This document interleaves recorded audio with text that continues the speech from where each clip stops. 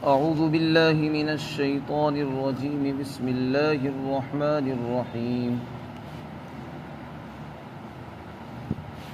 وإذ قلنا لك إن ربك أحاط بالناس وما جعلنا الرؤيا التي أريناك إلا فتنة للناس والشجرة الملعونة في القرآن ونخوفهم فما يزيدهم إلا طغيانا كبيرا۔ اور اس وقت کو یاد کرو جب ہم نے آپ سے کہا بے شک آپ کا پروردگار علم کے اعتبار سے تمام لوگوں کا احاطہ کیے ہوئے ہے، اور ہم نے جو منظر آپ کو دکھایا ہم نے اس کو کافر انسانوں کے لیے آزمائش بنا دیا، اور وہ درخت وہ بھی آزمائش کا ذریعہ بنا دیا گیا جس پر قرآن میں لعنت کی گئی ہے، اور ہم ان کو ڈراتے ہیں لیکن ان کے اندر سرکشی کے سوا کسی اور چیز میں اضافہ نہیں ہوتا۔ اللہ رب العزت نے اپنے نبی حضرت محمد صلی اللہ علیہ وسلم کو یہ بات بتا دی تھی کہ اللہ تعالیٰ اپنے علم کے اعتبار سے ہر چیز کا احاطہ کیے ہوئے ہیں، یعنی اللہ کا علم ہر چیز کو محیط ہے، ہر چیز کا گھیراؤ کیے ہوئے ہیں۔ کوئی بھی چیز اللہ کے علم سے معلومات سے باہر نہیں ہے۔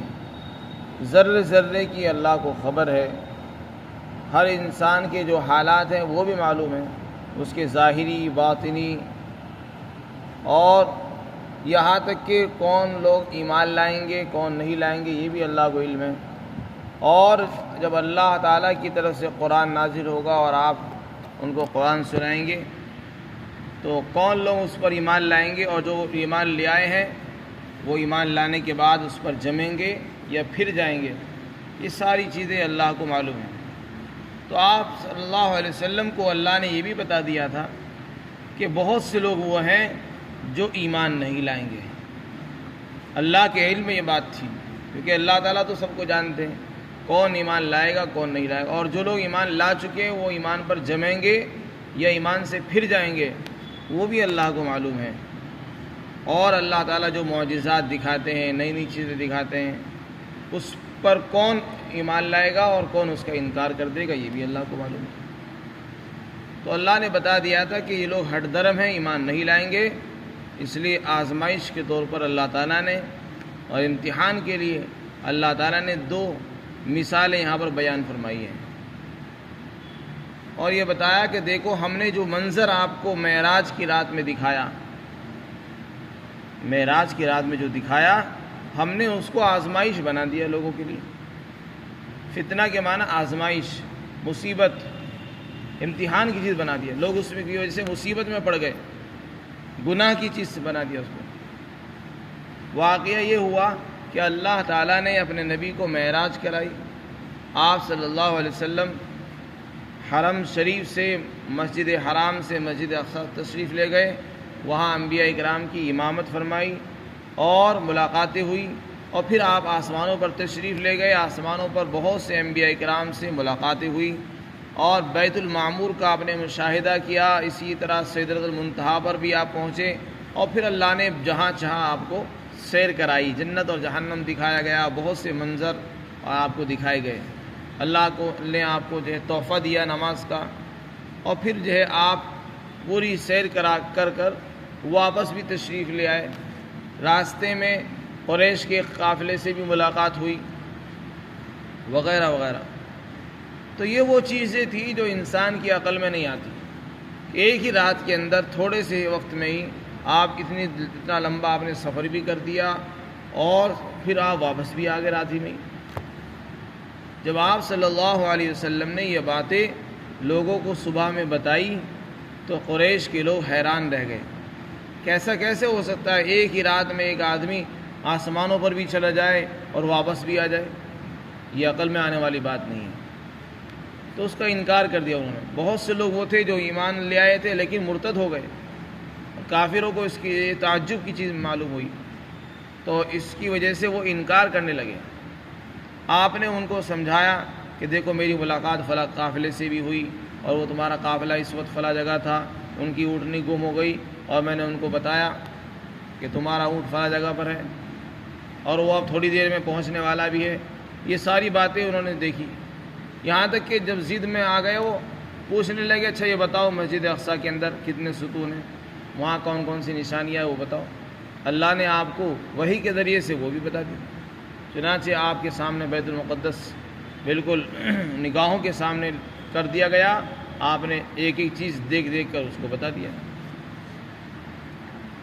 تو یہ سارے جوابات سننے کے بعد قریش کا منہ تو بند ہو گیا, لیکن ہونا تو یہ چاہیے کہ جب آپ نے ان کی ہر بات کا جواب بھی دیا, قریش کی قافلہ کو جیسا آپ نے بتایا ویسا ہی انہوں نے دیکھ لیا اس کو, اور مسجد اقصیٰ سے متعلق جو سوالات انہوں نے پوچھے وہ بھی جوابات آپ نے پورے دے دیے. اب ہونا تو یہ چاہیے تھا کہ آدمی ایمان لے آتا, کہ یہ سب کچھ انسان اپنی طرف سے نہیں کر سکتا, یہ اللہ کی طرف سے ہوا ہے. تو ایمان لانے اس کو بات کا تقاضا تھا کہ ایمان لے آتے وہ, لیکن پھر بھی وہ ایمان نہیں لائے. تو اللہ تعالیٰ فرماتے ہیں ہم نے اس منظر کو ان کے لیے آزمائش اور فتنے کی چیز بنا دی ہے. چنانچہ لوگ آج فتنے میں پڑ گئے, بہت سے لوگ مرتد ہو گئے, بہت سے لوگ ایمان نہیں لائے ہر درمی کی وجہ سے.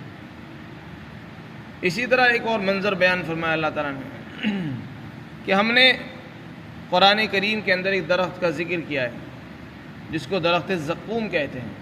اللہ کے رسول صلی اللہ علیہ وسلم جب لوگوں کو ڈراتے تھے تو یہ کہتے تھے کہ دیکھو تم جہنم میں جاؤ گے اور ایمان نہیں لاؤ گے, اور جہنم میں ایک درخت بھی ہے, جہنم کے اندر ایک درخت ہے جو اس کی تہ میں پیدا ہوگا اور وہ انتہائی کڑوا ہے, بد مزہ ہے, وہ جہنمیوں کو بطور غذا کے کھلایا جائے گا اور وہ جہنمیوں کی غذا ہوگی. قرآن کریم میں اس کا ذکر ہے ان شجرۃ الزقوم طعام الاسیم کالمہل یغلی فی البطون, اور اس کے اوپر سے پھر کھولتا ہوا گرم پانی پلایا جائے گا. لیکن جہنمی باوجود ناگواری کے اس کو پھر بھی کھائیں گے اور پیٹ بھر کر سیر ہو کر کھائیں گے, اگرچہ اس میں مزہ بالکل نہیں ہے, اتنا کڑوا ہے. حدیث شریف میں آتا ہے کہ اگر اس کا ایک قطرہ دنیا میں ڈال دیا جائے تو ساری روزی کو جو ہے کھانے کی چیزوں کو بد مزہ کر دے. لیکن جب آپ ان کو بتاتے تھے تو ابو جہل کہتا کہ دیکھو یہ کیسی باتیں کرتے ہیں, یہ ہمیں یہ بتاتے ہیں کہ تم جہنم میں جلو گے اور جہنم میں آگ ہے, اور جہنم کے اندر یہ بھی کہتے ہیں ساتھ ساتھ اس میں درخت بھی ہوتا ہے, اور یہ بھی کہتے ہیں کہ جہنم کی آگ اتنی خطرناک ہے کہ وہ پتھروں کو بھی جلا دے گی. بھلا یہ کوئی باتیں عقل میں آنے والی ہیں؟ جہاں آگ ہوگی وہاں درخت اور پیڑ کیسے اگ سکتا ہے؟ درخت تو وہاں ہوتا ہے جہاں آگ نہیں ہوتی. تو یہ ہماری عقل میں آنے والی چیزیں نہیں ہیں. ابو جہل ان کا انکار کر دے گا. عبداللہ بن زباری ایک شخص تھا جو اس وقت تک مسلمان نہیں ہوا. وہ کہنے لگا کہ محمد جس زقوم کے درخت سے ہمیں ڈراتے ہیں اور جس کے بارے میں بتاتے وہ یہی مکھن اور کھجور ہی تو ہے, ہمارے نزدیک تو وہ مکھن اور کھجور ہیں. عرب کے لوگ زقوم اس کو بھی بولا کرتے تھے, کھجور مکھن کو. چنانچہ ابو جہل نے کہا اے لونڈی ہمیں زقوم کھلا. چنانچہ وہ کھجور اور مکھن لے آئی, اور ابو جہل مذاق میں کہنے لگا آؤ زقوم کھا لو جس سے محمد آپ کو ڈراتے ہیں, وہی زقوم کھاؤ جس سے محمد تمہیں ڈراتے ہیں, وہ زقوم کھا لو. یعنی عجیب یہ کہنا ایک طرح کا طنز تھا اور قرآن کریم کی خبر پر ایک طرح کا طنز اور مذاق تھا. تو ابو جہل ان کو مذاق میں لیا کرتا تھا اور ان کا طنز کیا کرتا تھا. کیا وہ زقوم کھا لیتے ہیں جس سے محمد تم کو ڈرا رہے ہیں, وہ زقوم کوئی چیز نہیں, زقوم تو یہی جو ہم کھا رہے ہیں.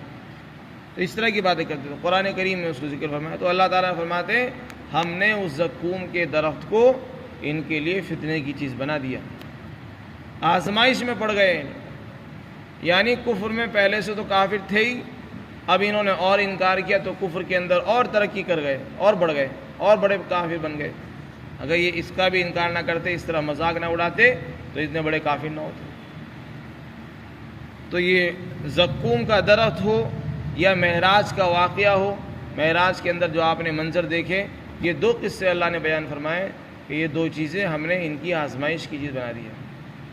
ورنہ ہونا تو یہ چاہیے تھا کہ جب آپ نے اپنی نبوت کا دعویٰ کر دیا تو ایمان لے آتے, اور لیکن آپ نے آپ کی نبوت کی ایک کھلی دلیل تھی کہ آپ نے کہا مجھے معراج ہوئی ہے, اور آپ نے اس کو ثابت بھی کر دیا، پھر بھی ایمان نہیں لائے۔ آپ کی نبوت تو ثابت ہو گئی، انہیں ایمان لانا چاہیے تھا، لیکن پھر بھی ہر درمی میں ایمان نہیں لائے۔ اس سے یہ آزمائش میں پڑ گئے، فتنے میں، گناہ میں مبتلا ہو گئے۔ تو اللہ فرماتے ہیں ہم نے ان دونوں چیزوں کو ان کی آزمائش کا ذریعہ بنا دیا، اور یہ اس کی وجہ سے کفر میں ترقی کرتے رہیں گے۔